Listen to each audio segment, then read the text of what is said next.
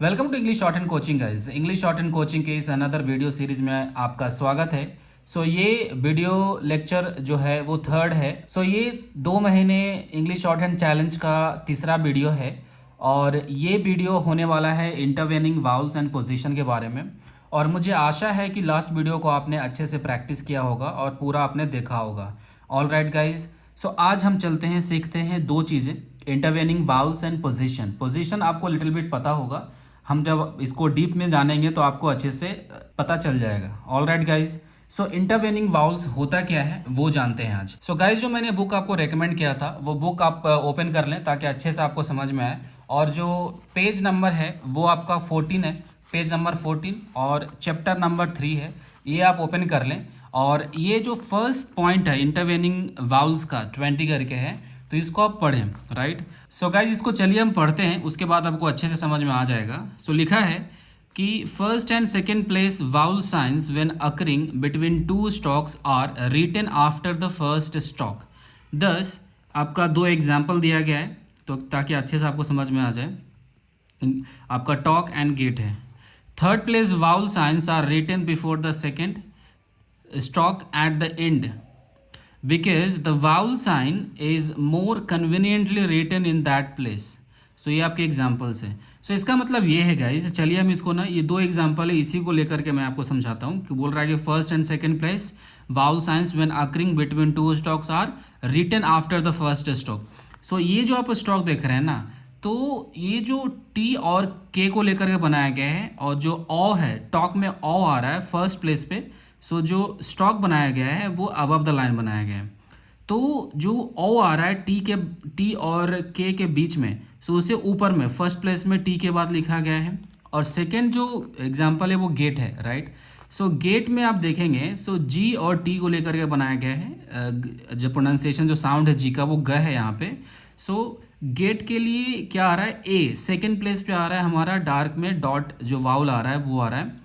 Second place पे हम first stock के बाद में, तो दोनों स्टॉक के बीच में फर्स्ट स्टॉक पे ही सेकेंड प्लेस वाउल को प्लेस किया गया है। ये बोल रहा है कि अगर फर्स्ट प्लेस या सेकेंड प्लेस वाउल का इस्तेमाल करना है दो स्टॉक के बीच में, वो पहले स्टॉक के बाद में हम इस्तेमाल करते हैं। वहीं थर्ड प्लेस वाउल की बात किया जा रहा है। थर्ड प्लेस वाउल देने के लिए अगर दो स्टॉक के बीच में थर्ड प्लेस वाउल का इस्तेमाल करना है, जैसे कि ये दो एग्जांपल में है डिम। ई जो वाउल है वो थर्ड प्लेस वाउल है। राइट, डी को आप देखें थ्रू द लाइन लिखा गया और उसके बाद एम दिया गया है और डी और एम के बीच में जो है थर्ड प्लेस वाउल आ रहा है। जो थर्ड प्लेस वाउल है ना, वो पहला जो स्टॉक है, अब डी पे ना दे करके हम सेकेंड स्टॉक के थर्ड प्लेस पे देते हैं, उसके बिफोर वाले साइड में। क्यों, इसका एक रीज़न है, मैं आपको समझाता हूँ अच्छे से, तभी आपको समझ में आएगा। ऑलराइट गाइज, चलिए मैं इसको लिख करके आपको नोटपैड में दिखाता हूँ। उसके लिए मैं एक पेंसिल ले लेता हूँ, पेंसिल से आपको अच्छे से समझ में आएगा, क्योंकि जो डार्क एंड लाइट है वो पेंसिल से क्लियरली अभी समझ में आएगा। आप पेन का भी इस्तेमाल करेंगे लेकिन अभी नहीं, जब आप अच्छा स्पीड पे आ जाएंगे उसके बाद आप पेन से लिखेंगे, तब जा करके आगे की स्पीड आप इंक्रीज कर सकते हैं। लेकिन अभी हम पेंसिल का इस्तेमाल करेंगे। ऑल राइट गाइज, जो पहला एग्जाम्पल था वो टॉक था। Okay, talk. टॉक लिखने के लिए आपको क्या करना पड़ता, टी के साथ ओ आ रहा है, राइट, और उसके बाद के। टी और के दो हमारा कॉन्सोनेंट है और दोनों जॉइंट कॉन्सोनेंट है, दोनों जोड़ करके बनाना पड़ेगा टॉक को। टी के बाद ओ आ रहा है जो कि फर्स्ट प्लेस डार्क डैश में आएगा वाउल। टी को भी हम फर्स्ट प्लेस पे लिखेंगे। ओके, टी हमारा लाइट में आ जाएगा, टी एंड के हमारा भी लाइट में ही होता है। ओके गाइज, के हमारा ये हो गया टी और के। और ओ के लिए क्या करेंगे, ओ के लिए डार्क जो वाउल साउंड है वो डालेंगे डैश में। ये हो गया हमारा टॉक। जो ये फर्स्ट प्लेस वाउल है, हमने टी और डी के बीच में जो आ रहा है वो हम फर्स्ट स्टॉक के बाद में ही हमने दिया। चलिए अब सेकेंड एग्जांपल लेते हैं जो कि था गेट, GATE। गेट में क्या है, जी और टी जो कॉन्सोनेंट है वो आ रहा है। जी के बाद जो ए आ रहा है ना, आपका सेकेंड प्लेस में डॉट है जो कि डार्क में आएगा ए के लिए। सेकेंड प्लेस के लिए आप क्या करेंगे, ऑन द लाइन लिखते हैं। ऑल राइट गाइस, गेट के लिए हम कैसे करेंगे, जी के बाद हमारा ए आएगा। जी जो है आपका डार्क में आता है जी, और टी हमारा आ जाएगा ऑन द लाइन। सो जी के बाद जो ए आ रहा है ना, ए हमारा सेकेंड प्लेस पे आएगा, A, right, gate. So second place अगर कोई वाउल आ रहा है फर्स्ट प्लेस के बाद, middle of the two stock, so हम फर्स्ट प्लेस के बाद ही देंगे। लेकिन वहीं अगर एक एग्जांपल लेते हैं डीम, अब यहाँ पे जो ई है वो थर्ड प्लेस वाउल है। अब यहाँ पे क्या होगा कि जब हम डीम लिखेंगे, डी हमारा डार्क में आएगा, राइट, तो डार्क में लिखेंगे डी को और उसके बाद एम आएगा। सो डी और एम, उसके बीच में हमारा ई आ रहा है, तो ई वाउल को देने के लिए हम यहाँ पे जो थर्ड प्लेस ई है यहाँ पे अगर देते हैं, सो क्लियरली आप नहीं यहाँ पे पढ़ सकते हैं अगर आप लिखने के बाद पढ़े तो। सो कन्वीनियंट यहाँ पे लिखना सही नहीं है, क्योंकि यहाँ पे आपका जो वाउल है वो छिप जाता है, वो हाइड हो जाता है ये दो स्टॉक के बीच में। तो इसको सुविधाजनक पढ़ने में सुविधा हो, इसके लिए इसमें क्या किया गया चेंजेस कि जब आप थर्ड प्लेस वाउल का इस्तेमाल करना हो दो स्टॉक के बीच में, सो वो होगा आपका सेकंड स्टॉक के बिफोर वाले साइड में थर्ड प्लेस पे। सो हम यहाँ पे ई जो वाउल है वहाँ पे यहाँ पे हम प्लेस करेंगे सेकंड स्टॉक के बिफोर साइड में थर्ड प्लेस पे। ऑलराइट गाइज, सो ये हो गया हमारा डीम। समझ में आ गया गाइज? बहुत ही आसान चीज़ है ये। सो डी के बाद हमारा अगर थर्ड प्लेस वॉवेल आ रहा है तो हम सेकंड स्टॉक के बिफोर साइड में थर्ड प्लेस पे हम इसका इस्तेमाल करेंगे। हो गया हमारा डिम। ऑलराइट, डॉट में डिम। अनदर एग्जांपल लेते हैं रीड। सो रीड में क्या है, थर्ड प्लेस वाउल आ रहा है। ऑलराइट, सो रीड में भी थर्ड प्लेस वाउल आ रहा है, तो ये हमारा आर हो जाएगा through the line. So read R and D के लिए डार्क में हो जाएगा। अब आर के बाद ई थर्ड प्लेस वाउल आ रहा है, तो हम यहाँ पे तो देंगे नहीं, अगर यहाँ पे अगर देते हैं वाउल को तो क्लियरली हम पढ़ नहीं पाएंगे, वो छिप जाएगा ये दोनों स्टॉक के बीच में। इसलिए थर्ड प्लेस को इंडिकेट करने के लिए हमें सेकंड स्टॉक के बिफोर साइड में थर्ड प्लेस पे हम जो वाउल है उसका प्लेसमेंट करेंगे। सो ये हो गया हमारा रीड। एक और एग्जांपल लेते हैं आर आई डी वाला रीड। ओके, हमारा इसमें लाइट में आ जाएगा। ऑलराइट गाइस, सो रीड के लिए क्या करेंगे, सेम ही जो स्टॉक होगा वो होगा, डार्क में हो जाएगा डी, और जो डॉट है जो स्टॉक आ रहा है आई के लिए हम लाइट में डॉट का इस्तेमाल करते हैं, सो हमारा लाइट में हो जाएगा यहाँ पे रीड। ओके, ये हो गया रीड एंड ये रीड। ओके गाइस, अब लेते हैं एक और एग्जांपल पुल। सो पुल में अगर देखेंगे तो पी के लिए क्या करेंगे, P and L. Okay, P के बाद हमारा ऊ जो है थर्ड प्लेस वाउल है, तो थर्ड प्लेस वाउल के लिए हम क्या करेंगे, आपको जो लाइट जो आ रहा है पुल के लिए वो हम थर्ड प्लेस तो यहाँ पे देंगे नहीं यहाँ पे। सो हमें क्लियरली इंडिकेट और क्लियरली अंडरस्टैंडिंग के लिए हमें एल के पहले हमें यू जो ऊ आ रहा है जो वाउल है दोनों स्टॉक के बीच में हम यहाँ पे डालेंगे। राइट, एक और एग्जांपल अगर लें, सो ये हमारा जो है वो डार्क में आ जाएगा, पी डबल ओ ऊ वाला, पा में बी ऑल गो टू बुक वाला हमारा यहाँ पे डार्क में आएगा डैश में। और एक आता है पुल, पी यू डबल एल। सो जो ऊ आ रहा है यूल पुल वाला जो थर्ड प्लेस बॉल है लाइट में वो आ जाएगा। सो जो स्टॉक्स है वो सेम ही बनेगा, पी एंड एल। ओके, और ये लाइट में आ जाएगा pull. All right guys, so guys ये आपको अच्छे से समझ में आ गया होगा इंटरवेनिंग वाउल है क्या। ये कुछ नहीं है, प्लेसेस है जो कि हम सिंगल स्टॉक में जब हमें प्लेस वाउल को प्लेस करना होता है तो पहला प्लेस, दूसरा प्लेस एंड तीसरा प्लेस। लेकिन जब हमें इंटरवेनिंग वाउल का इस्तेमाल करना है यानी दो स्टॉक के बीच में, इस प्रकार से अगर हमें एक स्टॉक बनाए टी और के के बीच में अगर हमें थर्ड प्लेस वाउल प्लेस करना है तो पहला प्लेस हमारा 1 ये हो गया, दूसरा प्लेस ये हो गया और तीसरा प्लेस यहाँ पे आ जाता है ये वाला तीसरा प्लेस हमें यहाँ पे रिप्रेजेंट करते हैं। यानी अगर देखें सही से सो इस प्रकार से 1 2 एंड 3।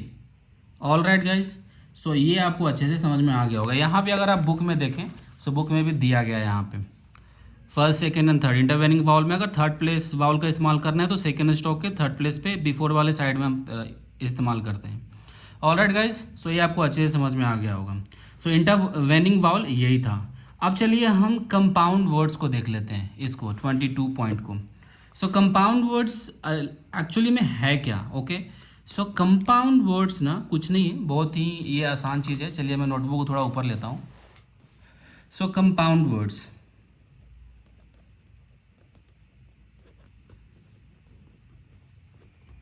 सो कंपाउंड जो वर्ड्स है वो क्या है। सो कंपाउंड वर्ड्स में आपने देखा होगा जैसे कि sister in law, brother in law, father in law. So ये सारे क्या है, कंपाउंड वर्ड्स है। उसी में एक एग्जांपल लेते हैं हम, ईयर एक, ईयर, और इसे हम डैश लेके लिखते हैं, आपको ही पता होगा, और ACHE। ओके, सो ईयर एक के लिए गाइज हमें क्या करना है, मैं पेंसिल लेता हूँ। ईयर एक के लिए आपको क्या करना है, सो जो वर्ड बनेगा ना, दोनों कंबाइन ही बनेगा, ईयर अलग और एक अलग नहीं बनाएंगे। लेकिन जो वाउल साउंड होगा, आपको जो सेकंड स्टॉक एक क के लिए जो आर के साथ जो क का इस्तेमाल करेंगे, उसी पे हम जो ए वाउल है वो उसका इस्तेमाल करेंगे, ना कि ईयर पे ही। सो कैसे लिखेंगे चलिए देखते हैं। सो ई आपका आर एंड क, ओके, इसको सही से मैं बनाता हूँ, आर एंड क, ओके। सो ई के लिए हम क्या करेंगे, हमारा थर्ड प्लेस वाउल में आ जाएगा, थर्ड डॉट में, और इसको छोड़ देते हैं, यहाँ पे डालते हैं, ओके, ई। और ए के लिए हम क्या करेंगे, आर के बाद सेकंड प्लेस पे हम ए का इस्तेमाल नहीं करेंगे क्योंकि कंपाउंड वर्ड है। सो जो क है उसके सेकंड प्लेस पे डालेंगे यहाँ पे एक, राइट, इस प्रकार से ईयर एक, ईयर एक। ऑलराइट गाइस, सो कंपाउंड वर्ड में हम जो वाउल है, सेकंड प्लेस हो या थर्ड प्लेस हो, आपको सेकंड वर्ड के स्टॉक पे ही आपको प्लेस करना है। ऑलराइट गाइस, ये आपको समझ में आ गया होगा, बहुत ही ईजी है ये, राइट। आगे हम इसको अच्छे से प्रैक्टिस करके हम समझेंगे। ऑलराइट गाइस, सो जो अनदर पॉइंट है इस बुक में वो है आपका पोजीशन। ओके, सो जो पोजीशन ऑफ आउटलाइन है वो मैंने पहले भी आपको बताया है, लेकिन फिर भी मैं अभी आपको बताता हूँ। ऑलराइट गाइस, तो चलिए मैं इसको हम डिस्कस करते हैं।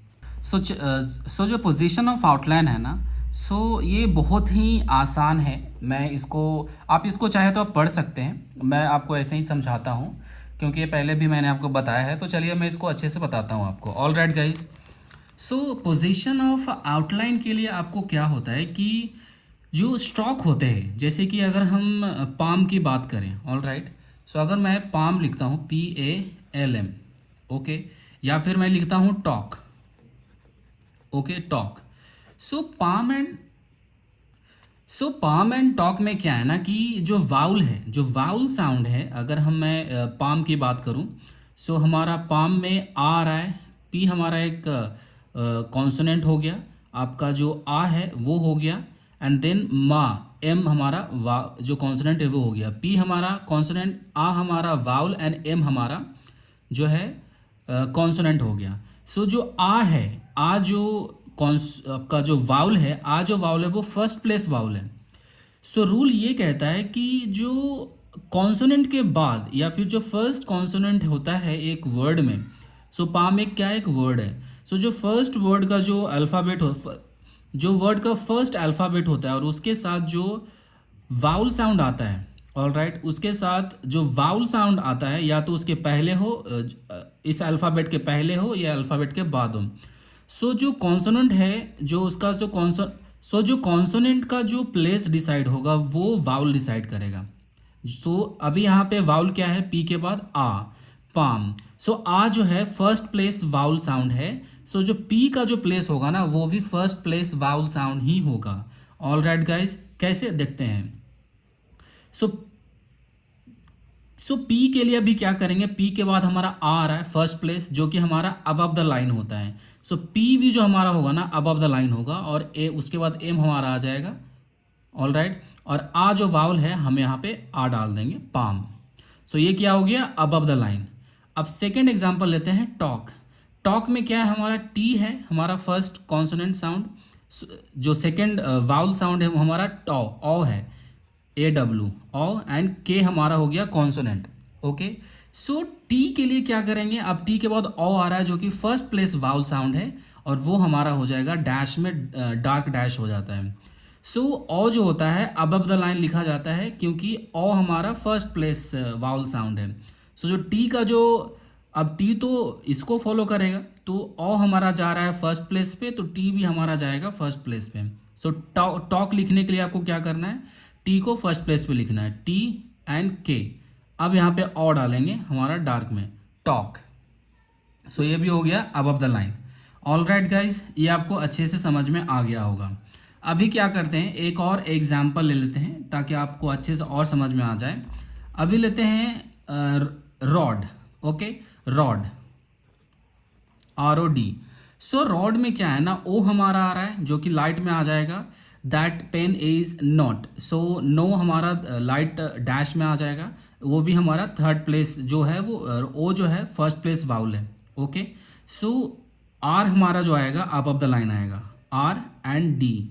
ओके, ये डार्क में आ जाएगा। और ओ के लिए हम यहाँ पे डालेंगे लाइट में डैश। ये हमारा हो गया रोड। ओके गाइज, सो अभी हम लेते हैं, सो ये हमारा जो हो गया फर्स्ट प्लेस वाउल साउंड के बारे में हो गया कि अभी क्या करेंगे। अभी ये जो था फर्स्ट प्लेस वाउल के लिए था। फर्स्ट प्लेस अगर वाउल आता है किसी फर्स्ट स्टॉक के साथ तो हम फर्स्ट प्लेस पे ही उस स्टॉक को प्लेस करते हैं। All right. लेकिन वहीं पे अगर सेकंड प्लेस पे अगर वाउल आता है, फर्स्ट जो इस वर्ड में अगर फर्स्ट जो अल्फ़ाबेट है उसके साथ अगर सेकंड प्लेस का वाउल आता है तो उसको भी हम सेकंड प्लेस पे ही प्लेस करेंगे। ओके, एग्जाम्पल देखते हैं। सो एग्जाम्पल में हम लिख सकते हैं बेक। ओके, सो बेक हमारा क्या है, हमारा बी आ रहा है और ए आ रहा है एंड के आ रहा है। सो ए जो हमारा है सेकंड प्लेस वाउल है। सो बी जो हमारा हो जाएगा सेकंड प्लेस पे ही आएगा और वो होता है on the line. Okay, so B हमारा आ जाएगा डार्क में और के हमारा आ जाएगा लाइट में। ओके, और ए जो हमारा वाउल है वो हमारा यहाँ पे आ जाएगा। ओके, सो ये हमारा हो गया बेक। सो सेकंड प्लेस वाउल के लिए हम सेकंड प्लेस पे ही फर्स्ट स्टॉक को प्लेस करेंगे। अनदर एग्जांपल लेते हैं शेयर। ओके, सो शेयर के लिए क्या करेंगे, सेम ही है। आपको ए हमारा आ रहा है, सो ए और उसके पहले हमारा SH जो कि एक कॉन्सोनेंट है और कॉन्सोनेंट के जो उसके कॉन्सोनेंट के साथ जो कॉन्सोनेंट के साथ जो वाउल आ रहा है वो हमारा सेकंड प्लेस वाउल है। सो उसके लिए हम क्या करेंगे, सेकंड प्लेस पे ही SH को हम प्लेस करेंगे और वो है on the line. So SH हमारा आ जाएगा और जो R है हमारा R आ जाएगा और A हमारा आ जाएगा ये share. Okay guys, so another example लेते हैं आपका लोड। सेकंड प्लेस के लिए ही हम लेते हैं। सो लोड के लिए क्या करेंगे, आपका O हमारा आ रहा है सेकंड प्लेस वाउल है, डैश में आएगा। सो L हमारा आ जाएगा ऑन द लाइन और D हमारा आ जाएगा और O के लिए हम डालेंगे O, load. All right guys, so ये आपको अच्छे से समझ में आ गया होगा। अब देखते हैं कि इसी में अगर थर्ड प्लेस वाउल से अगर आता हो बॉल के, अब देखते हैं इसी में अगर थर्ड प्लेस के साथ पहला स्ट्रोक आता हो तो हम कहाँ प्लेस करेंगे। सो थर्ड प्लेस का जो प्लेस है वो थ्रू द लाइन है। ऑन ऑल राइट गाइज, सो जो कॉन्सोनेंट बनेगा ना वो भी थ्रू द लाइन ही बनेगा। जैसे कि एग्जांपल लेते हैं डिम। ओके, सो डिम में क्या है, थर्ड प्लेस वाउल है डी के साथ, तो डी को हम थ्रू द लाइन लिखेंगे डिम और मा। और ये हमारा जो थर्ड प्लेस वाउल है, आपको मैंने पहले ही बताया कि आपको अगर थर्ड प्लेस दो स्टॉक के बीच में प्लेस करना है तो वो हम सेकंड प्लेस के थर्ड प्लेस जो है बिफोर साइड में हम प्लेस करते हैं। सो जो वो ई है वो हमारा यहाँ पे प्लेस होगा dim. All right, another example ले लेते हैं लीड, LEAD। सो एल के साथ थर्ड प्लेस वाउल आ रहा है और एल हमारा थ्रू द लाइन हो जाएगा और डी हमारा ये हो जाएगा। और एल के बाद जो सेकंड स्टॉक आ रहा है डी के पहले हम थर्ड प्लेस का प्लेसमेंट करेंगे। तो हमारा जो ई है हमारा जो लीड में, तो वो हमारा हो जाएगा थर्ड प्लेस पे डार्क में। ऑल राइट, सो ये सारी चीज़ें हैं। अगर मैं किल की बात करूँ कि अगर एक एग्जांपल और लेते हैं हॉरिजॉन्टली में, KILL। सो किल के लिए क्या करेंगे, सो किल में आपको जो के के बाद आई जो है थर्ड प्लेस वाउल है, तो के को भी हम थर्ड प्लेस पे रिप्रेजेंट करेंगे इधर, राइट, यहाँ पे। ऑल राइट गाइज, तब जाकर के हमारा जो एल है जो हमारा थ्रू द लाइन आएगा हमारा यहाँ पे के बाद थर्ड प्लेस वाउल होगा। ऑल राइट, आई का हमारा यहाँ पे डालेंगे थर्ड प्लेस पे सेकंड कॉन्सोनेंट के। क्योंकि देखो हमने के को नीचे लाइन के नीचे क्यों लिखा, क्योंकि आपको ही पता है कि हॉरिजॉन्टल आपको जो स्टॉक है अगर हम लाइन पे लिखते हैं, राइट, सो आपको यहाँ पे पता ही नहीं चल रहा ना कि आपको थर्ड प्लेस है या सेकंड प्लेस है, क्योंकि सेकंड प्लेस और थर्ड प्लेस अगर ये सिंगल आता है तो हम यहीं पे डालते हैं, लेकिन ये एक स्टॉक के साथ आ रहा है तो आइडेंटिफिकेशन के लिए एक अलग सा इसको रूप देने के लिए हम इसको नीचे लिखते हैं। और गाइस इसको नीचे लिखने का भी एक रीज़न है, क्योंकि अभी हम लोग ना वाउल साउंड को प्लेस कर रहे हैं इसके प्लेस पे, लेकिन इन आगे जा कर के जब हम स्पीड की प्रैक्टिस करेंगे तो हम वाउल को आपको रिप्रेजेंट नहीं करते हैं। जैसे कि अगर हमें किल लिखना हो सो किल हम एक पोजिशनल वाइज स्टॉक लिखते हैं। सो के अगर यहाँ पे लिखा तो हमें ये पता चलेगा कि थर्ड प्लेस वावल का इस्तेमाल किया गया है। अगर मैं के का इस्तेमाल यहाँ पे करता तो आपको नहीं पता चलता, आप कंफ्यूज हो जाएंगे कि यहाँ पे आपने सेकंड प्लेस वावल का इस्तेमाल किया है या आपने थर्ड प्लेस वावल का इस्तेमाल किया है। तो के के साथ अगर थर्ड प्लेस वावल का अगर इस्तेमाल करना हो तो हम नीचे लिखते हैं और सेकंड को हम थ्रू द लाइन कर देते हैं। ये हमारा हो गया किल। ये आपको अभी समझ में नहीं आएगा, जब हम वावल को इग्नोर करेंगे, इग्नोर करके स्टॉक बनाना सीखेंगे उस समय देखेंगे। लेकिन अभी आप इनिशियल फेज में हैं, तो आपको एक एक वावल को आपको स्टॉक के साथ रिप्रेजेंट करना है। ऑल राइट गाइज, सो हॉरिजॉन्टल में अगर थर्ड प्लेस वावल का इस्तेमाल करना है तो आपको लिखना ही पड़ेगा आपको बिलो द लाइन के को और जी को। ऑल राइट, सो ये आपको थर्ड प्लेस के बारे में भी आपको अच्छे से समझ में आ गया होगा। राइट, अगर कोई भी इसमें डाउट हो तो कमेंट में आप पूछ सकते हैं। ऑल राइट गाइज, और इसी में अगर पूरा इंटायर जो इसका जो स्टॉक है अगर हॉरिजॉन्टल आता है, जैसे कि एक एग्जांपल लेते हैं मॉकिंग। सो मॉकिंग में क्या है कि पूरा इंटायर जो आपका स्टॉक है वो आपका हॉरिजॉन्टल आता है। सो हम ऑन द लाइन ही लिखेंगे। जैसे कि आपका अगर हम मॉकिंग अगर लिखना चाहें, सो आपका ओ जो आ रहा है ओ मॉकिंग ओ, सो ओ के लिए हम अबव द लाइन आएगा एम के एंड एन जी, ओके, और ओ के लिए हम यहाँ पे ये डालेंगे मॉकिंग, ओके। अगर हमें लिखना है मेकिंग, तो जो पूरा जो हॉरिजॉन्टल लाइन आ रहा है एम के साथ ए आ रहा है, तो आपका ऑन द लाइन आ जाएगा सेकंड प्लेस में। इसमें आपको रिप्रेजेंट करने में कोई प्रॉब्लम नहीं होता है एम में, क्योंकि एम के साथ एक स्पेस के साथ एम आता है। राइट, यहाँ पे आप ए डाल सकते हैं। सो के लिए यहाँ पे क्लियर है, और आई एन जी के लिए आप यहाँ पे ये डाल सकते हैं। यहाँ पे हो गया making, okay. All right guys, so ये आपको अच्छे से समझ में आ गया होगा। अभी हम देखते हैं कुक। सो कुक में भी सेम ही है, आपको कुक भी लिखने के लिए आपको बिलो द लाइन लिखने की जरूरत नहीं, क्योंकि इसमें भी थर्ड प्लेस वावल आ रहा है, लेकिन इसको आप ऑन द लाइन भी आप रिप्रेजेंट कर सकते हैं इस प्रकार से कि आपका एक सिंगल का हो गया और सेकंड का के लिए इसको लंबा कर देंगे। सो यहाँ पे हम ऊ के लिए वावल डाल देंगे, ये हो गया हमारा कुक, ओके। इसको नीचे लिखने की ज़रूरत नहीं है, okay. So all right guys, ये आपको अच्छे से समझ में आ गया होगा। सो हमने जो इंटरवेनिंग वावल है आपका चैप्टर 3 हमने यहाँ कंप्लीट किया।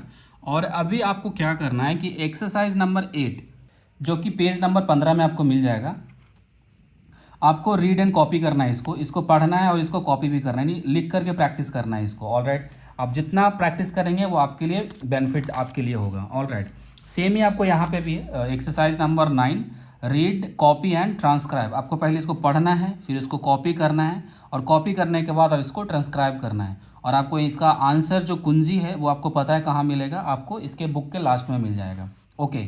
और यहाँ पे एक और एक्सरसाइज नंबर 10 जिसको आपको क्या करना है, आपको शॉर्ट हैंड में तब्दील करना है, इसको ट्रांसफॉर्म करना है शॉर्ट हैंड में। पैच को आपको शॉर्ट हैंड में लिखना है, और लिख करके आपने सही लिखा है कि नहीं आपको एक्सरसाइज नंबर 10 जो आंसर है इस बुक के उसमें आपको मिल जाएगा।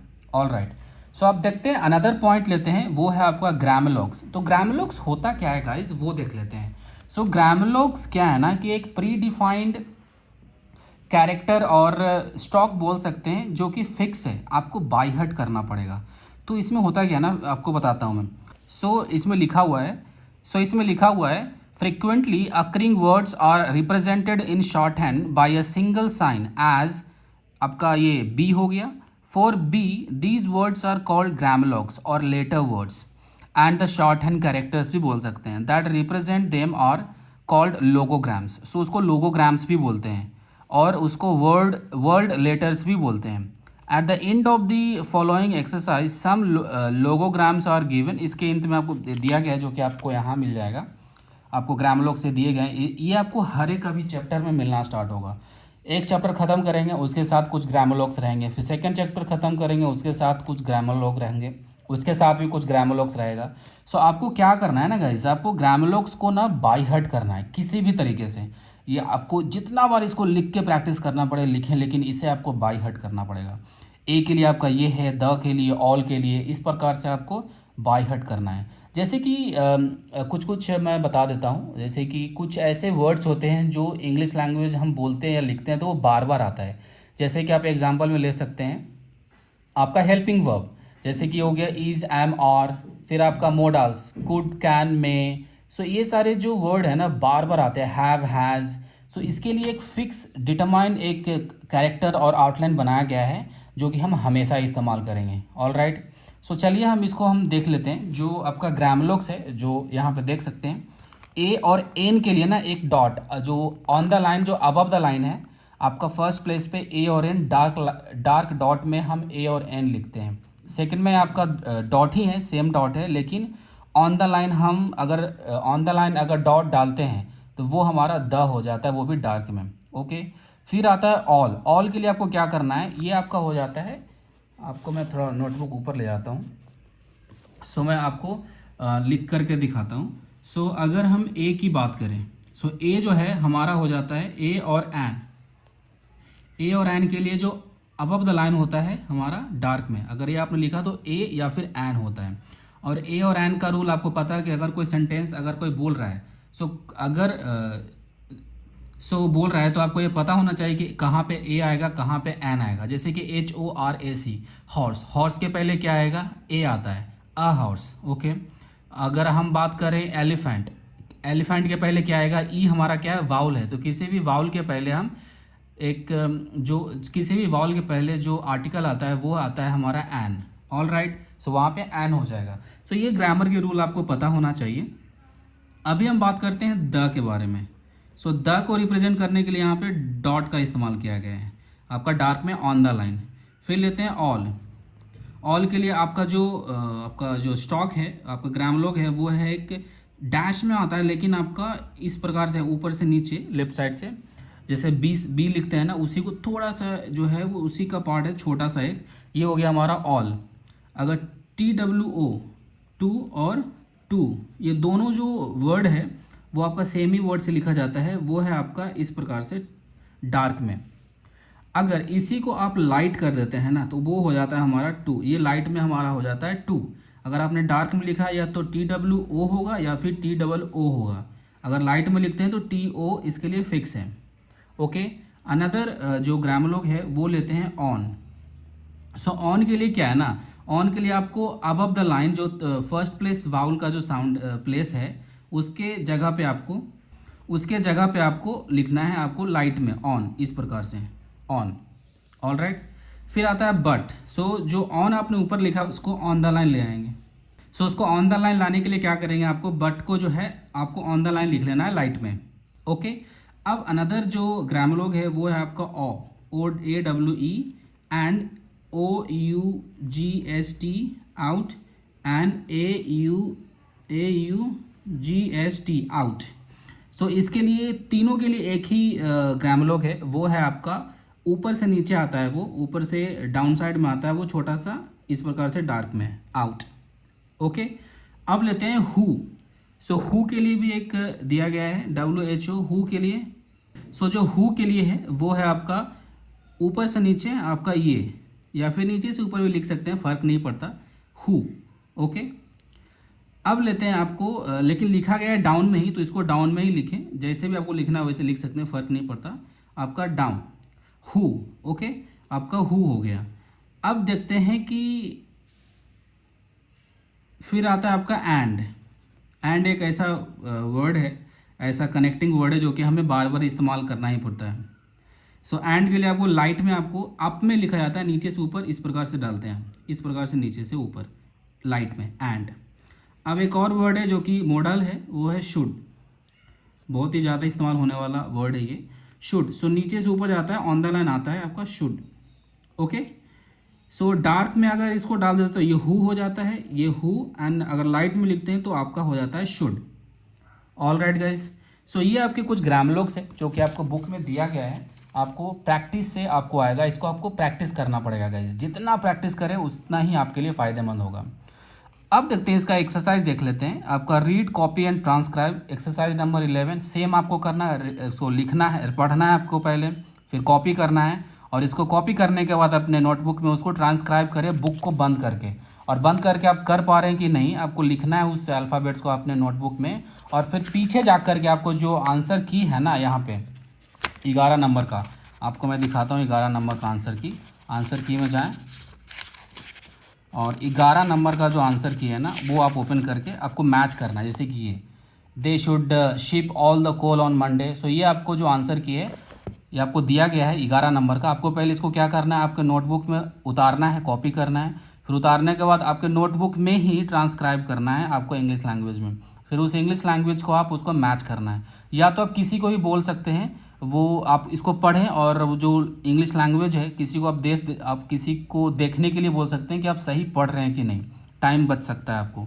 ओके, सो इंग्लिश लिखने की ज़रूरत नहीं है। सो जितना आप शॉर्ट हैंड की प्रैक्टिस करें उतना आपके लिए बेटर होगा। फिर आता है आपका exercise number 12। So exercise number 12 में क्या करना है आपको, write in short hand. So ये जितने भी सेंटेंसेस है, they should ask the head of the academy to change the date, who took the padlock of the gate of the padlock. So ये जो है ना आपको शॉर्ट हैंड में ट्रांसक्राइब करना है और जो एक्सरसाइज नंबर 12 का जो आंसर है उसको मैच करना है कि आपने सही लिखा है कि नहीं। ऑल राइट गाइज, सो इसके बाद आपका कुछ नहीं है इसमें। आप जो देख सकते हैं यहाँ पे आपको जो है आपका यहाँ पे कुछ नहीं है अब।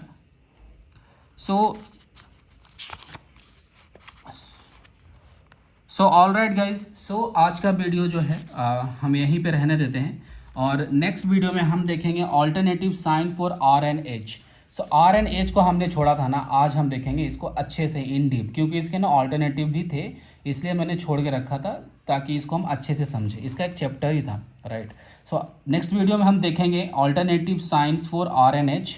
सो आज के लिए इतना ही गाइज। अगर कोई भी डाउट अगर आपको दिखता है तो आप ज़रूर कमेंट बॉक्स में लिखें, मैं डेफिनेटली आपको रिप्लाई करने की कोशिश करूँगा। ऑल राइट गाइज, सो चलिए आज के लिए इतना ही।